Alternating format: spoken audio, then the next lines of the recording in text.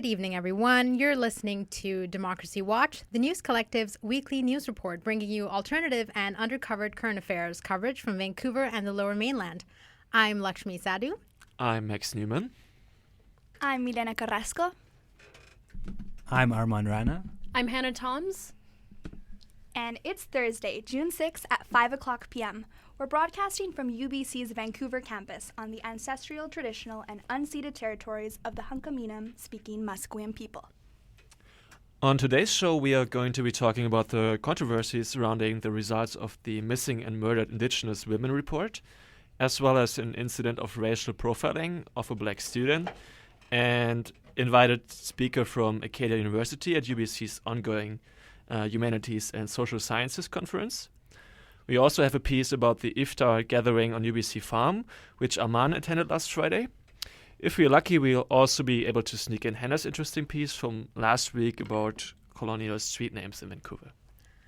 So, commissioners for the National Inquiry into Murdered and Missing Indigenous Women and Girls say the report's conclusion that genocide was committed against Indigenous people in Canada is justified because of generations of violence. However, some critics argue that the term genocide is not truly applicable to this instance of tragedy and violence. Often when you think of the word genocide, you think of the Holocaust or what happened in Rwanda in the 90s. So essentially mass killings of a group of people in a very specific manner or with specific intent. One of the people who has some hesitancy with the word genocide is actually Romeo Dallaire, who is a retired senator and general who led the United Nations peacekeeping force on that ill-fated mission in Rwanda in the 90s. And he saw the genocide unfold there. Before Dallaire got deployed to Rwanda, he very closely read the definition of genocide, and he says that he's not really sure it applies in this case. Here's what he had to say about the usage of the term genocide. It was a deliberate act of a government to exterminate deliberately and by force and directly an ethnicity or a group or a entity of human beings. What has been done with the abandonment of the Aboriginal people, and particularly the women in this country, is that a genocide? I got a real problem in trying to put the two together. But of course, when That is a very interesting point.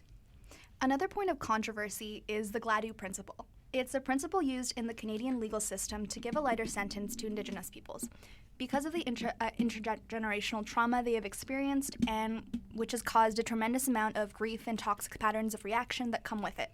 The principle began 20 years ago when a 19-year-old Indigenous woman stabbed her husband to death because of his infidelity while he was intoxicated. So the controversy with this case is that this principle doesn't protect Indigenous women who are being attacked by Indigenous men, or at least that's one perspective of it, and that in victimizing Indigenous peoples, they are not being protected as well as they could be.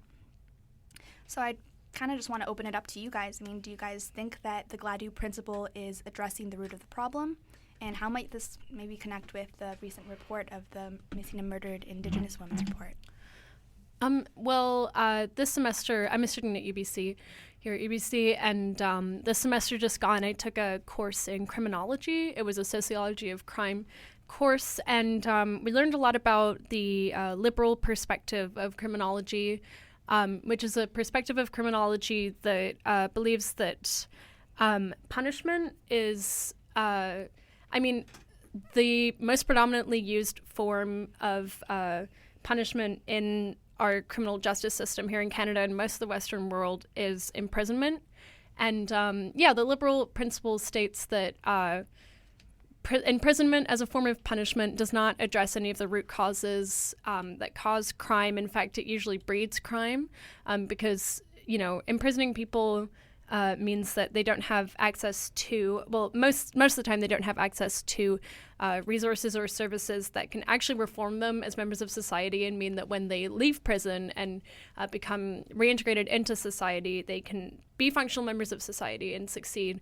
Mm-hmm. Imprisoning people usually means they don't have access to things like rehabilitation or, help like building their resumes and building employability skills or seeking, the mental health treatment or the addiction treatment that they need in order to succeed better as living within law than they had previously.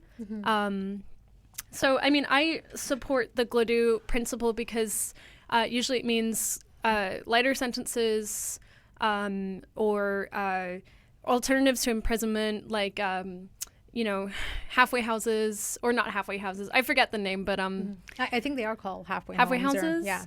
Okay, and community service, restorative justice, and I'm against imprisonment in general as a form of punishment. I'm with the liberal principle. I mean, the conservative approach in criminology, states that imprisonment should be used as a form of punishment in our criminal justice system because it isolates the quote-unquote dangerous people of society from the rest of society, and kind of is retributive, like it means that people receive their just desserts. I'm against imprisonment.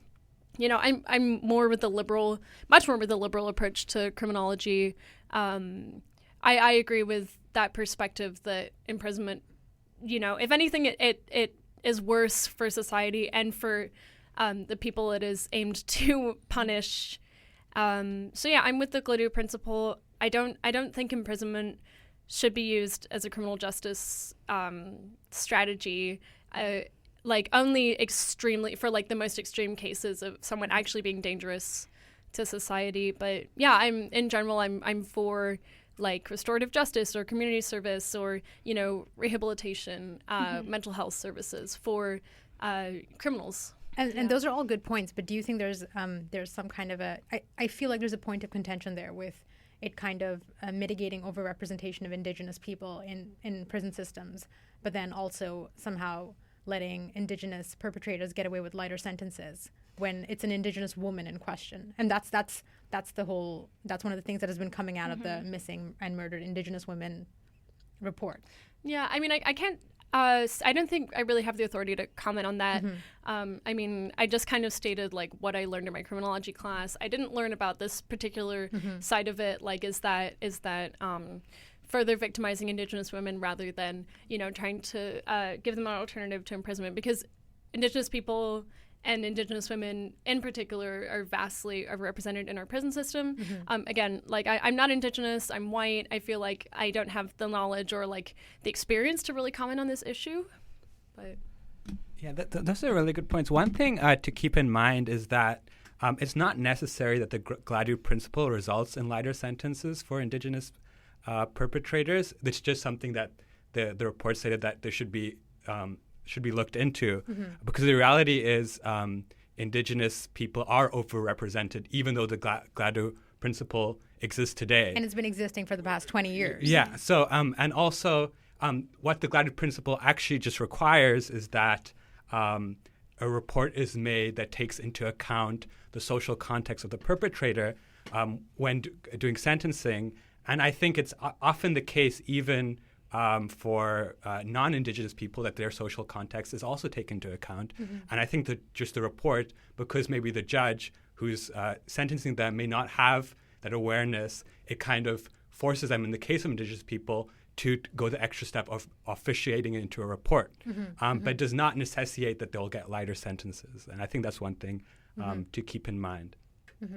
And switching gears a little bit, what we talked about earlier, the word genocide is arguably one of the things that's really blowing up about the whole report in general. I'm just curious about what your opinion is. Do you think the word genocide is warranted in this case, or is it just systemic racism?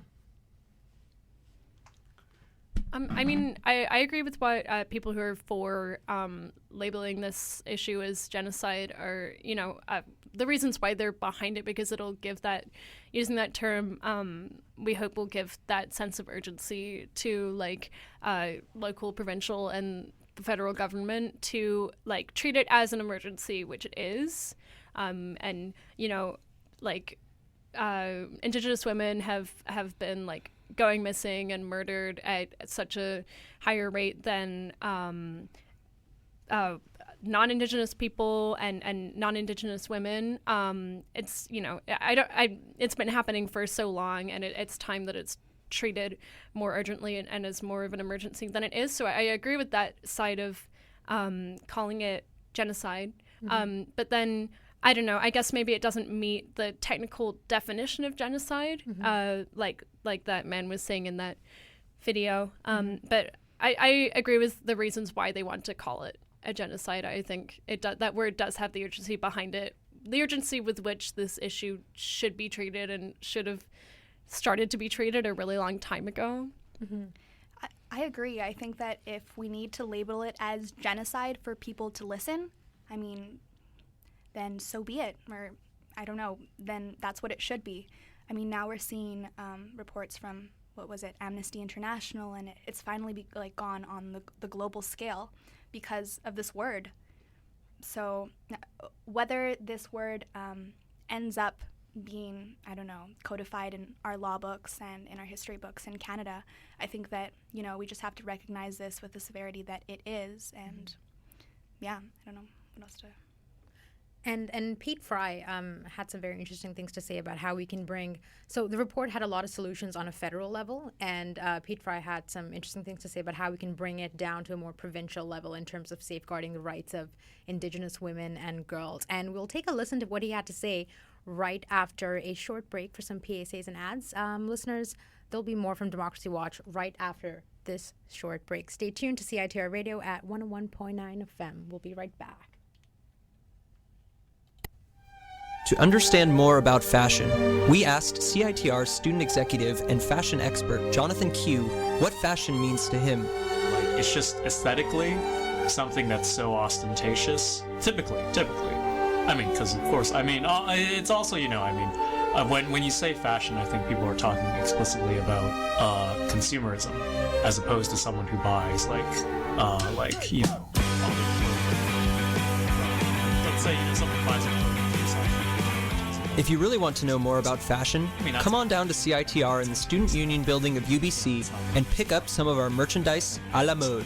Nous avons t-shirts, sweatshirts, socks, and coffee mugs. But it's also very aesthetically gripping. To keep you styling in support of the station you love. Isn't that right, Jonathan? Well, actually, is it? Because, I was going to say because of the cultural vacuum that we exist within, but then, really, fashion today is kind of derived from the European idea of couture, and that's been around for centuries. Am I wrong?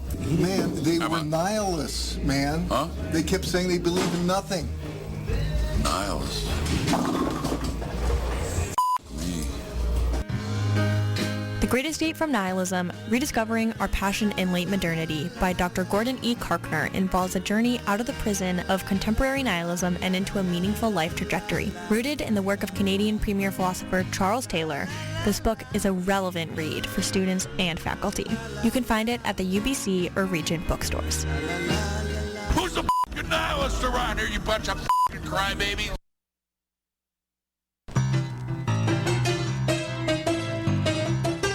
Without the help and support of our friends, we here at CITR wouldn't be able to bring you all the great music, art, cinema, and culture that you love. Thanks to the long-standing support from the Rio Theatre, we are able to keep you informed on all the great artists, films, and everything else coming to town there. For all the current information about who and what's playing at the Rio Theatre, visit their website at www.riotheatre.ca.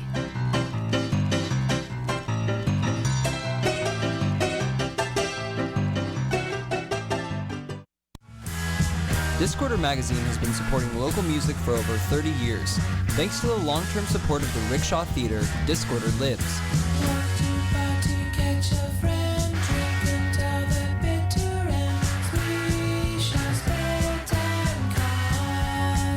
Your favorite bands are playing at the Rickshaw Theatre. Check out their calendar just behind the cover of Discorder Magazine or at rickshawtheatre.com.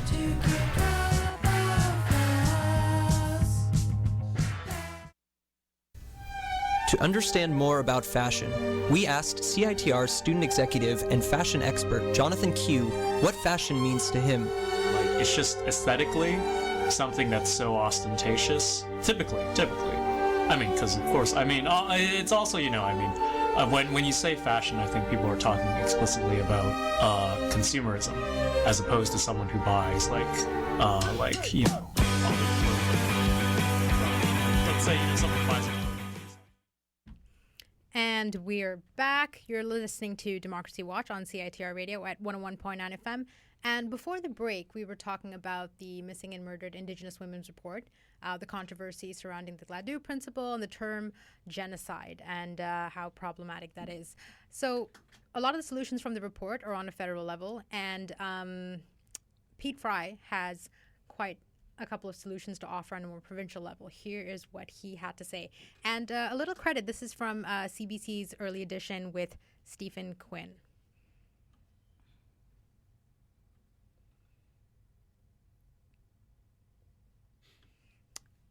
All right, we're facing some technical difficulties. We'll try to play that clip later on in today's show. Arman, you attended an Iftaar gathering at the UBC farm last week. So for those listeners who aren't familiar with what that is, can you tell us a little bit about the meaning and significance of Iftaar?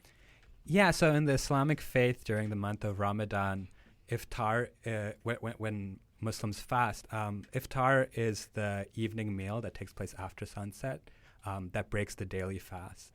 And yeah, it's in this particular case, it was a community iftar, so members of the community could come out to UBC Farm and attend the iftar and bring their own food, and yeah. Very cool. So let's take a listen to some interviews that you recorded at the farm.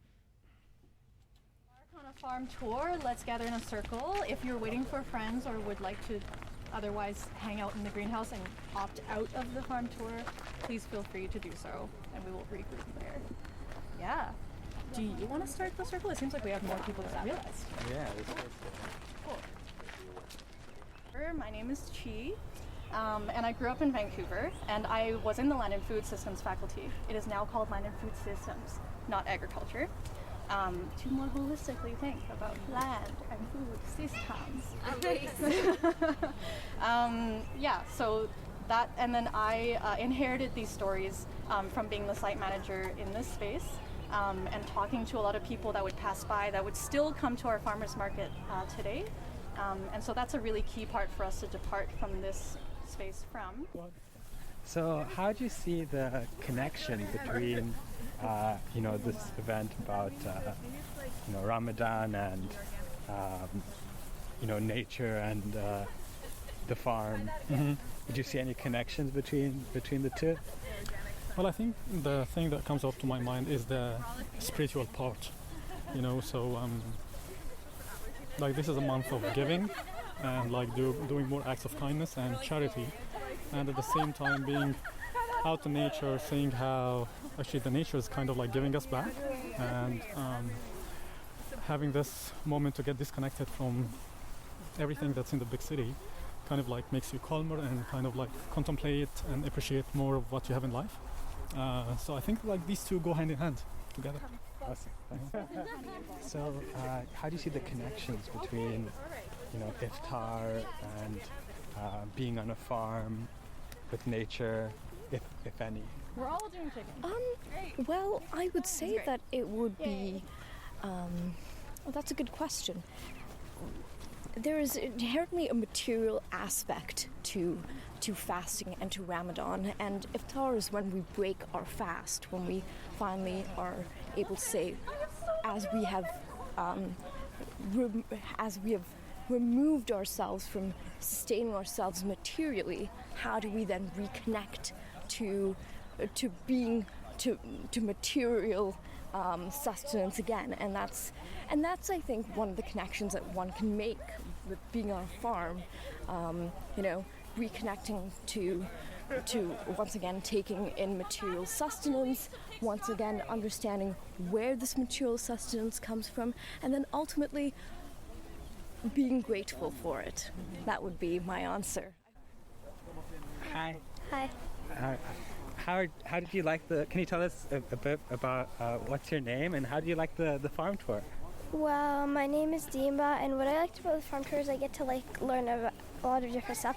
And something that I liked is that how I didn't know that there's no difference between the caged and free run and free range eggs. I thought it actually made a difference, but it doesn't.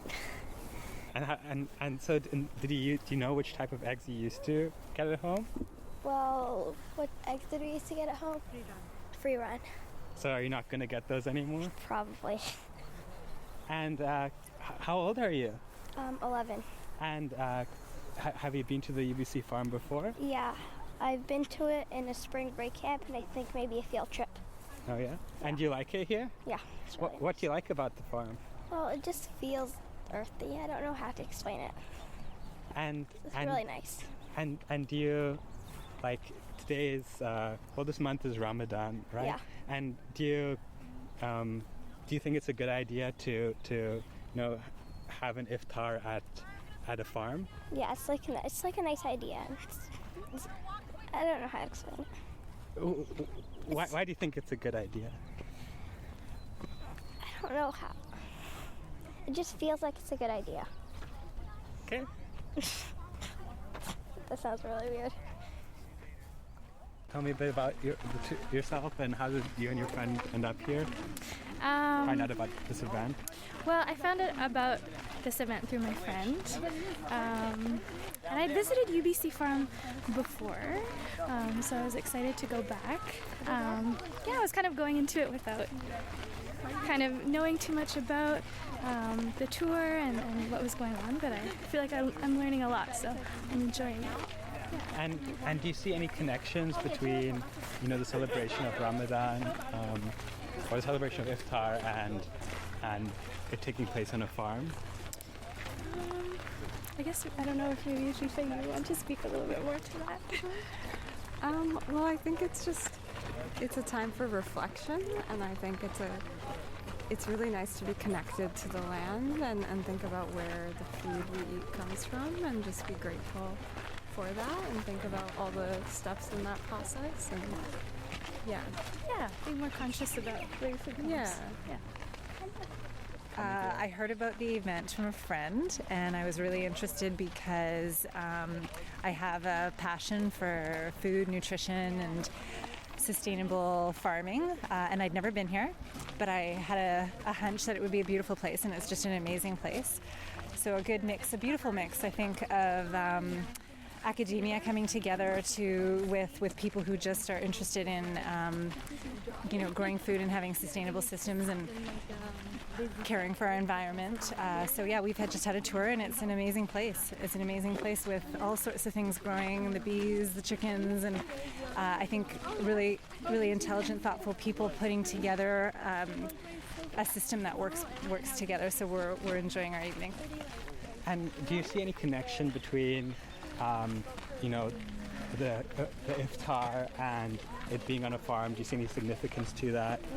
Absolutely. Yeah, absolutely. I think it's bringing a lot of meaning to it, because one of the things that we as Muslims are encouraged to consider is where our food comes from, the blessings that we have in having food available to us, and of course acknowledging and being grateful for where it comes from. So coming to a farm and seeing where the food originates is really meaningful, more meaningful than going and grabbing it from the grocery store. And you spoke earlier about sustainability. Do you see that also connected in some way to Islam in general and to Ramadan in particular? Yes, I think we all Muslims are keenly aware of that, but we all as people living on this earth have an obligation to be responsible, live responsibly in our world and maintain it and live in a way that's, I guess, sustainable is the word that we use now, but just in a way that's not overbearing and taking too much. So Islam does encourage that, is that we're here as caregivers for the place that we're living in.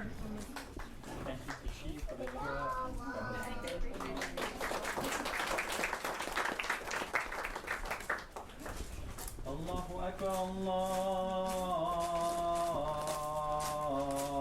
Akbar, Allahu Akbar, Allahu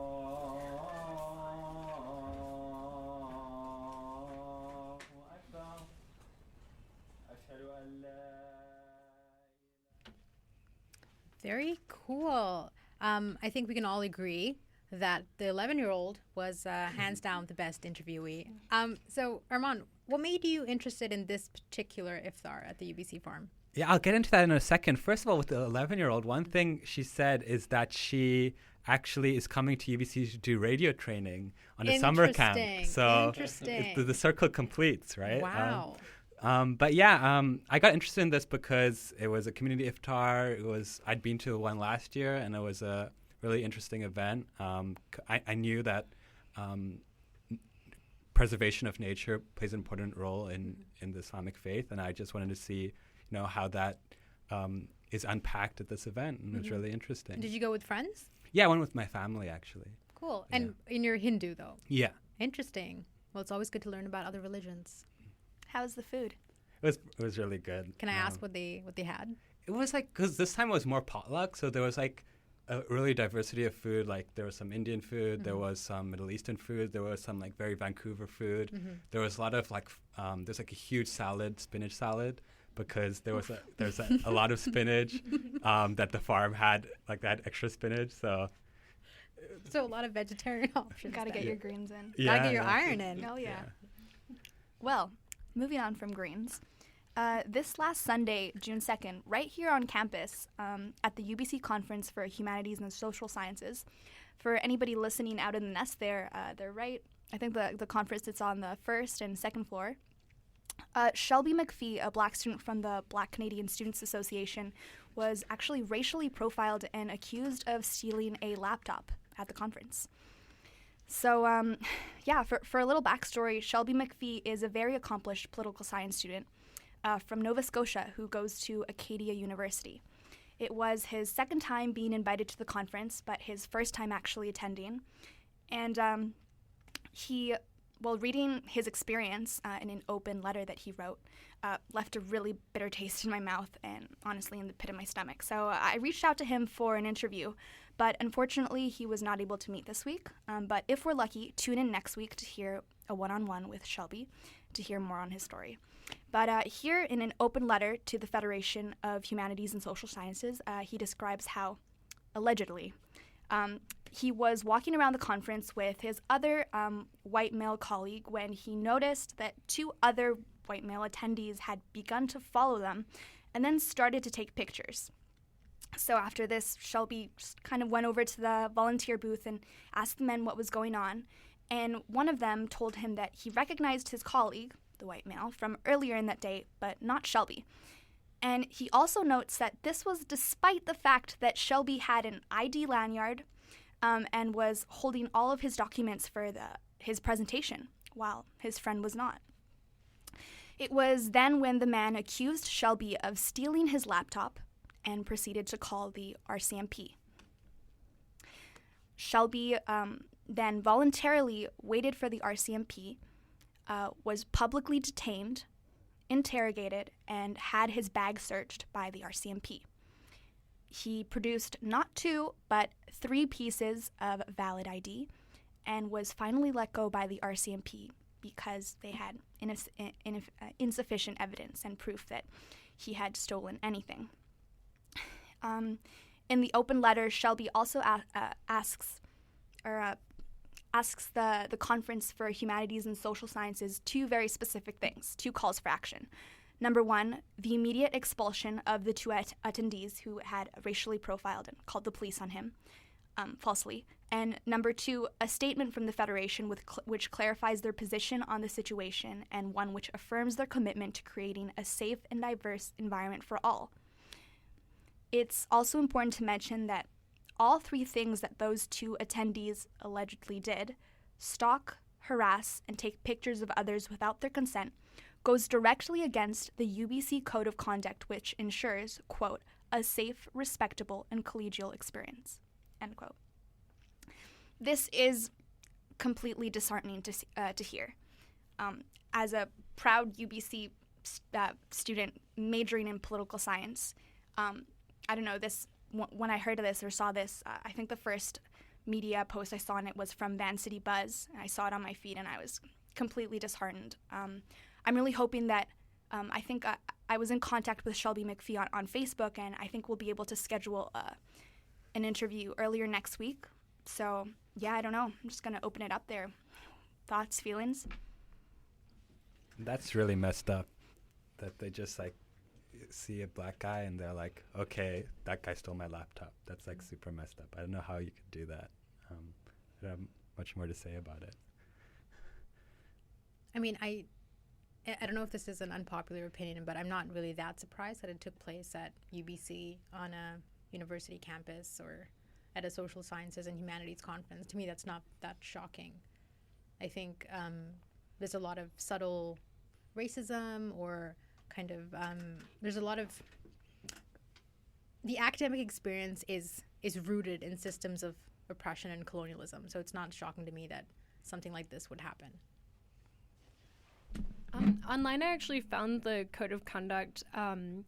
Shelby quoted some of it in his open letter to UBC, but this is the full Federation for the Humanities and Social Sciences Congress Code of Conduct, and it states in the conduct that it is the policy of the Federation that all participants in Congress activities are entitled to enjoy an environment free from all forms of discrimination, harassment, and retaliation. It says later that the Federation is dedicated to providing a harassment-free Congress experience for everyone, regardless of gender, gender identity and expression, age, sexual orientation, disability, physical appearance, body size, race, ethnicity, or religion. We do not tolerate harassment of Congress participants in any form.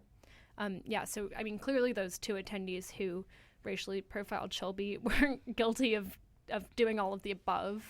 And explicitly going against what the Congress is meant to stand for. I think those two attendees should be really ashamed of themselves. That's just really disgraceful behavior. Not excusable. And I'm surprised at how fast the RCMP reacted to that. I mean, it doesn't seem like there was a lot of kind of buffer time between the two attendees calling the police and then the RCMP taking action right away against Shelby. Mm-hmm.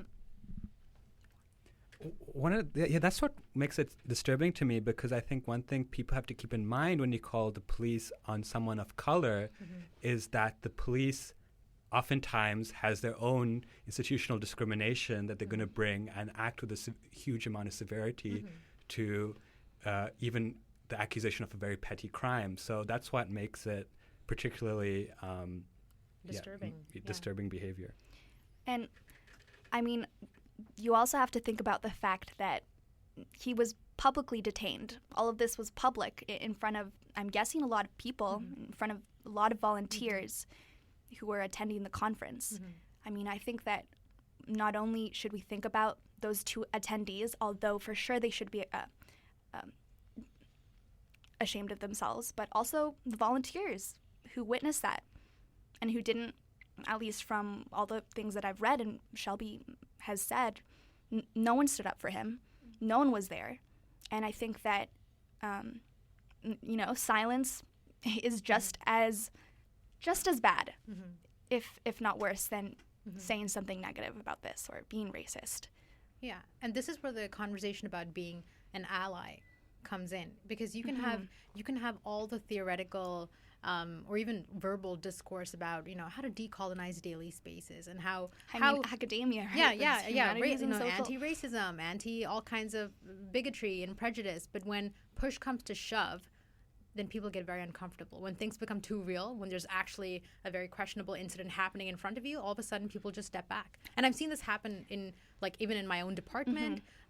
Being a recent graduate of journalism, we always have conversations about marginalized communities, how to decolonize daily spaces, racism, all that stuff. But when you're actually put in a situation where you have to choose a side, people choose their own. Difficult conversations like that are so easy to theorize about and to write articles and reports about, which probably a lot of people at that conference were invited there to present. But like you said, when people are actually in those situations, who's actually going to ignite those words that they write? Or who's, going to actually quote in person all those people they cite? Yeah, or stand behind, the Constitution that Hannah just read out about that the conference stands for, I guess. And I mean, if you kind of change the roles a little bit, what if it was a white woman who was being accused of this? What if it was two black men following her and taking pictures of this? How would that have played out? And how would the police have reacted differently? Yeah, exactly. gender, race. How would maybe the volunteers would have said something? I don't know. What if it was a hijabi woman? I don't know. Keeping on the theme with Iftaar. Yeah, complicated conversations. Does anyone else have anything else to add about this? Yeah, I mean, I think it's really sickening to think about what must have been going through those two white attendees' heads. Like, because, I mean, the RCMP found that there was absolutely no evidence to suggest that it had been Shelby who had taken the laptop. So it's like, on what basis they just picked him out of the crowd and was like, oh, it was probably that black person. Like, based on what? Based on absolutely nothing except racism. So it's really angering that you know, people like that came to attend a conference at my university. It's really upsetting. Yeah. Well, how about we take a little break? Stay tuned to Democracy Watch. This is CITR Radio at 101.9 FM. Discorder, that free magazine from CITR, has been documenting the best in music, arts, and culture since 1983.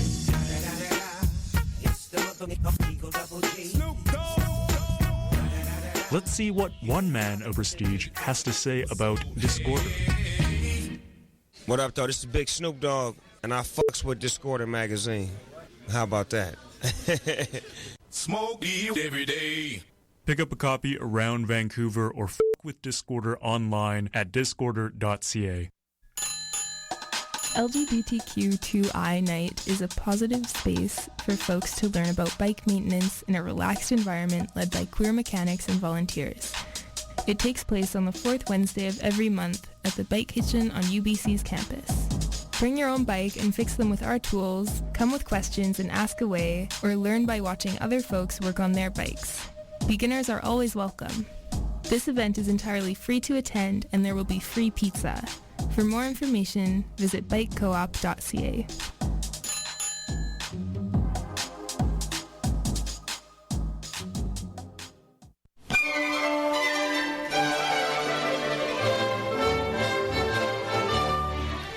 Want to know what's up at UBC? Read the UBC. It's only the largest student newspaper in Western Canada, and it's written and edited entirely by UBC students. The UBC is your source for on-campus news, culture, and sports. New editions come out every Monday and Thursday. For breaking news as well as amazing videos and blogs, check out ubc.ca.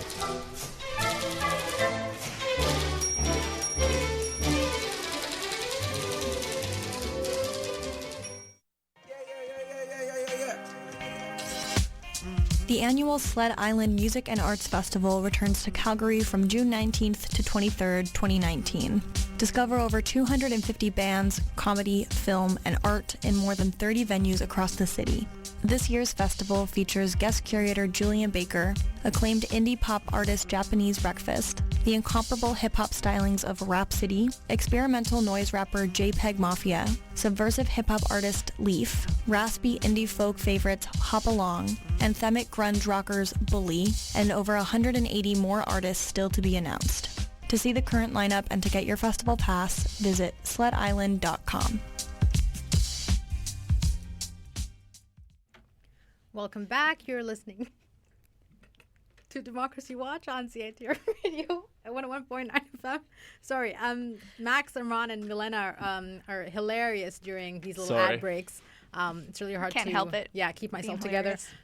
So for those listeners who didn't catch last week's episode, Hannah had put together a piece about the legacy of colonialism in Vancouver's street names, and we didn't really get to discuss it too much since we ran out of time last time.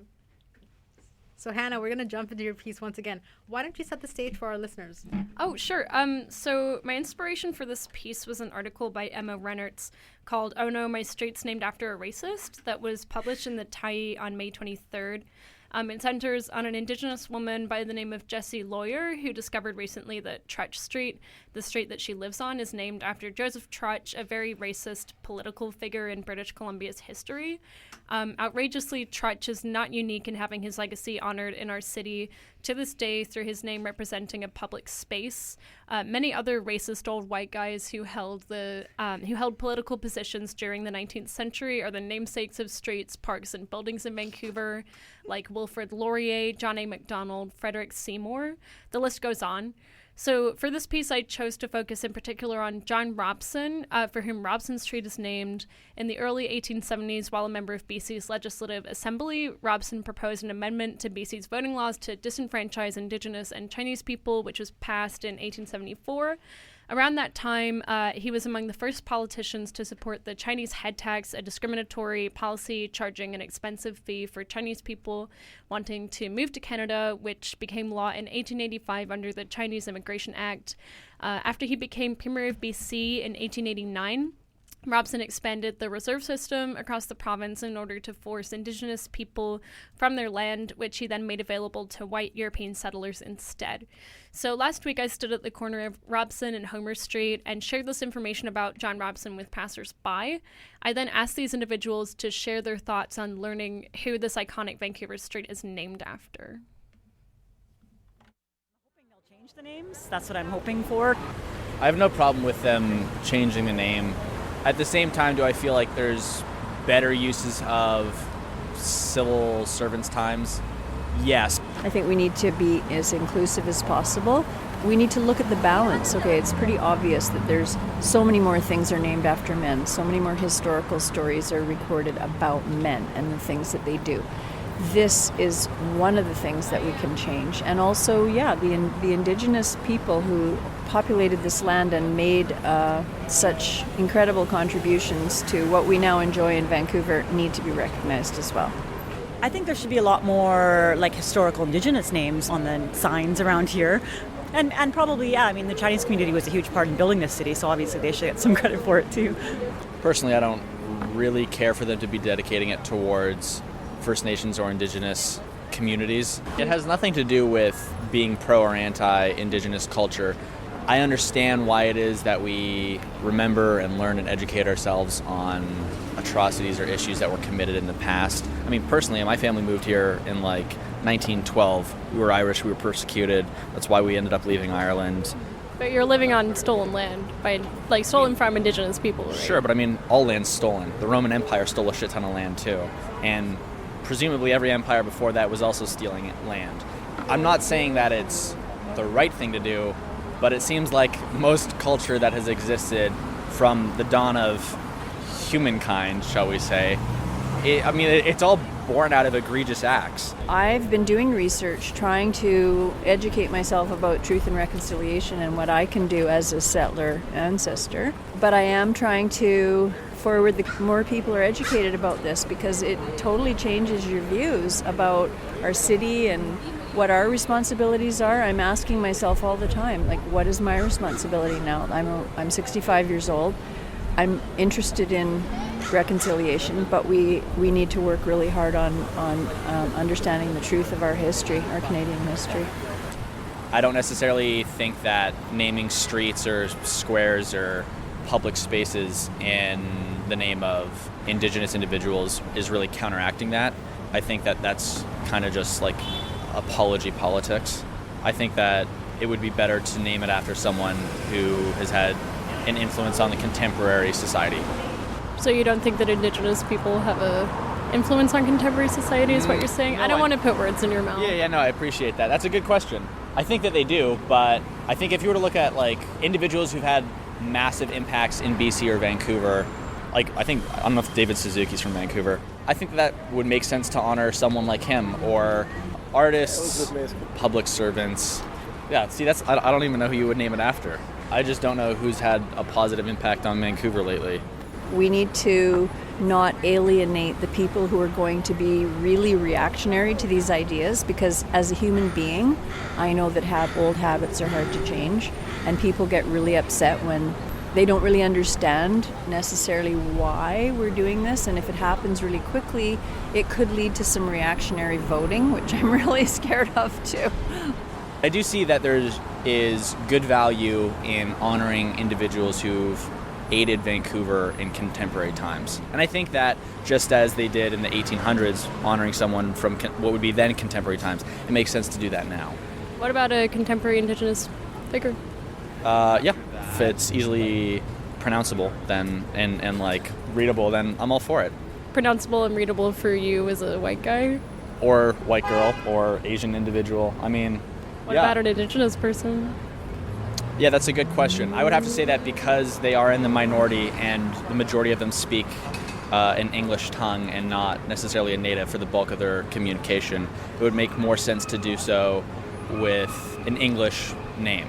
There's so many things to talk about, and I think we have to understand human nature to know how to make changes so that we don't end up with reactionary swings, and we could change to a very fear-based situation if we just don't understand why these things are so egregious and why it's so hurtful and why it's so important just to know the truth. And then perhaps we need to have 2 names on Robson Street and give it its transition time and maybe rename it, but also have a chance to get accustomed to that idea, because I think there's a lot of people in Canada who are still, whether they admit it or not, very racist and very unwilling to do any homework.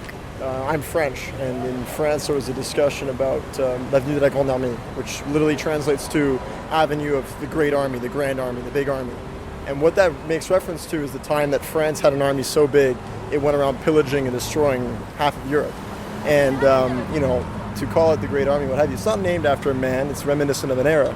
But what's important about it is that it's historical. It's a reminder. So when they did talk about getting rid of it or renaming it or calling it maybe something less glorifying than the Great Army, the Grand Army, they put out the fact that these things we commemorate in order to remember, even if it sometimes is for the purpose of being sad or being towards an end that is not always great. That's not always, morose. We have to remember that we are all here as a result of our past, and going forward, let's try not to repeat it.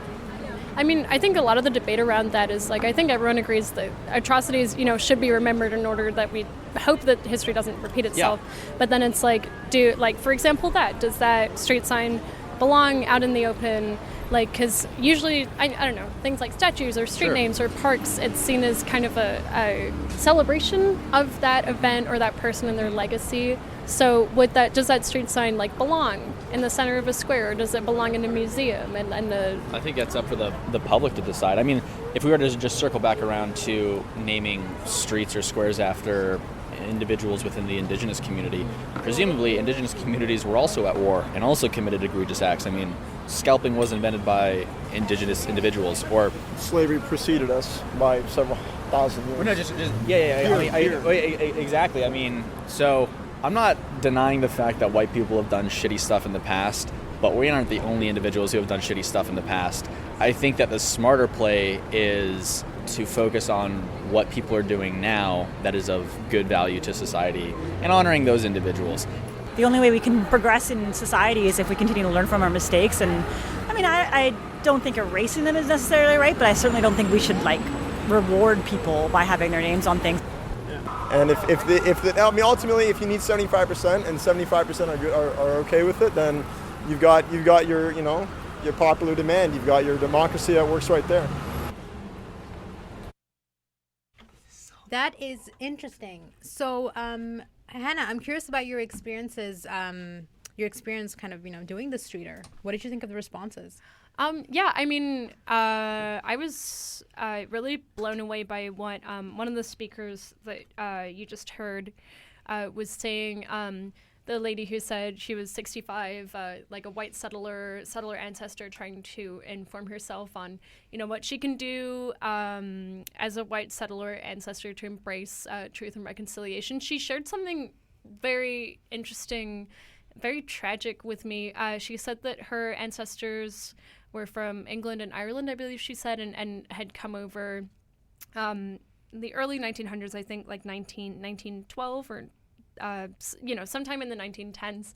And she told me that they settled in what is now Kitsilano, and that there was an Indigenous village there already existing, and that the municipality, the municipal government, had decided that as soon as the European settlement that was emerging in Kitsilano got to a population of 1,000 settlers, what they did at that point was they basically rounded up all of the Indigenous people from the existing village that was on that land at the time. They forced these Indigenous people onto a boat in the inlet, and once they were on that boat, they just burned their village down to clear space for white people because they wanted, they preferred for white people to be living in that space rather than Indigenous people. So her grandparents were actually members of that 1,000 population that prompted the government to burn that Indigenous village down. And I was actually biking along the seawall in Stanley Park today and through English Bay and looking out at, there's the Bard on the Beach tents and there's a planetarium in Vanier Park, and just thinking of that story and thinking about, these spaces, these beautiful spaces that we enjoy so much today in Vancouver, but how they got there. Like, that was the former site of that Indigenous village that was burned down. And I've lived in Vancouver my whole life and I'd never heard that story. Everyone that I share that story with is very shocked. I think, there needs to be more of an awareness among settler ancestors in Vancouver about what was here before us and what was done to the existing Indigenous population and their spaces and their villages and their homes in order for us to enjoy these spaces that we occupy, that we were not welcome on and that we stole. So I think that story was my biggest takeaway. That's really interesting. A common theme that I seem to pick up that I picked up from these interviews is there is this kind of subtle resistance or almost like a defensiveness to changing the names to, I don't know, Indigenous names. Why do you think that is? Why are people so averse to kind of going back and pronouncing something that might be just a little bit harder to say?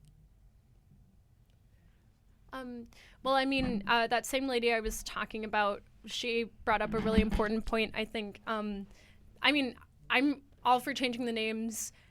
I think in a perfect ideal world, everyone would be too. But she brought up the point that, like she said, people won't admit it, but there are a lot of racist people in Canada and in Vancouver.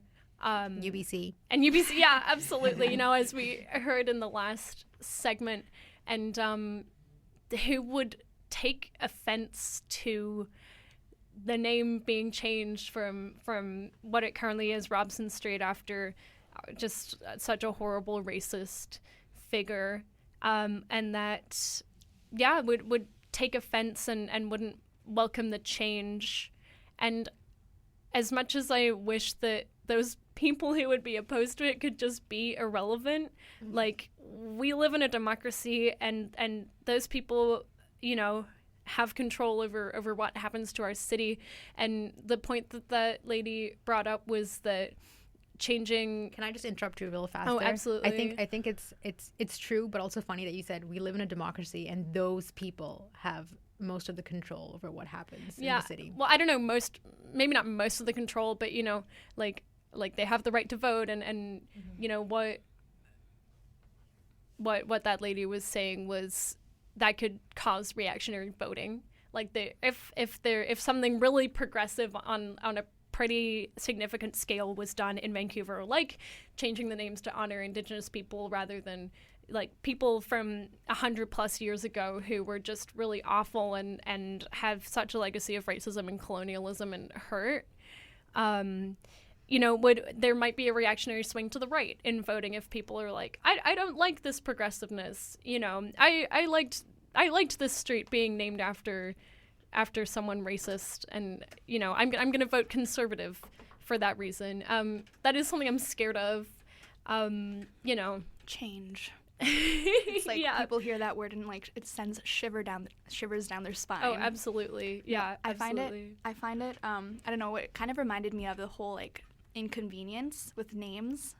Yeah, I think this is something that a lot of people can relate to with maybe difficult to pronounce immigrant names.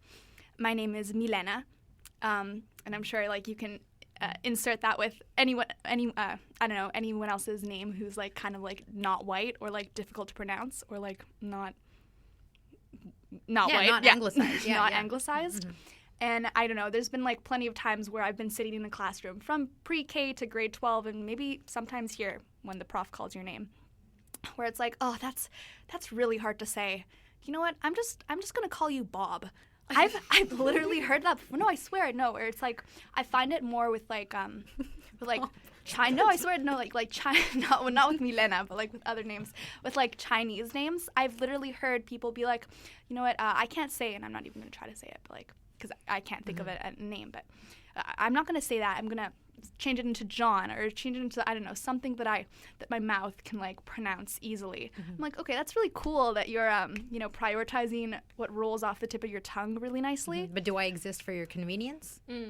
Yes.